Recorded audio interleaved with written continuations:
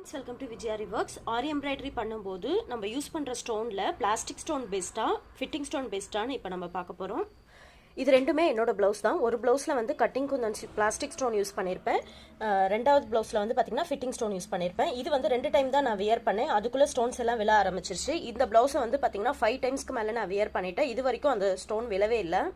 Plastic stones வந்துட்டு ரொம்ப light வெயிட்டாக இருக்கிறதுனால ப்ளவுஸில் நம்ம க்ளூ போட்டு ஒட்டும் போது ரொம்ப நல்லா ஸ்ட்ராங்காக கிளாத்தோட ஒட்டிக்கும். பட் வந்து நம்ம என்ன தான் நம்ம க்ளூ யூஸ் பண்ணி ஒட்டினாலும் ஃபிட்டிங் ஸ்டோன் வந்து பார்த்திங்கன்னா கொஞ்ச நாளைக்கு அப்புறம் அதோட வலு விழுந்துட்டு அது வந்து விழதான் ஆரம்பிக்கும். ஸோ பர்சனலாக நான் 2 ஸ்டோனுமே என்னோட ப்ளவுசஸில் யூஸ் பண்ணதுனால என்னோட எக்ஸ்பீரியன்ஸில் இருந்து நான் சொல்கிறது வந்துட்டு பிளாஸ்டிக் குந்தன்ஸ் அதிகம் யூஸ் பண்ணுங்கள். அதை தான் அவ்வளோ சீக்கிரம் விழாது. ப்ளஸ் வந்துட்டு பார்த்தீங்கன்னா ஷைனிங்கும் நமக்கு நல்லா கிடைக்கும். கிட்டத்தட்ட 5 இயர்ஸ்க்கு மேலே ஆயிடுச்சு. ரொம்ப நாளைக்கு இந்த ஸ்டோனோட ஷைனிங் அப்படியே இருக்குது. பட் வந்துட்டு ஃபிட்டிங் ஸ்டோன் வந்து சீக்கிரமாக அந்த அவுட்டர் ஃப்ரேம் எல்லாம் ஃபேட் ஆக ஆரம்பிச்சிருச்சு. ஸோ கொஞ்ச நாளைக்கு அப்புறம் இது ஃபுல்லாகவே கருத்துரும்.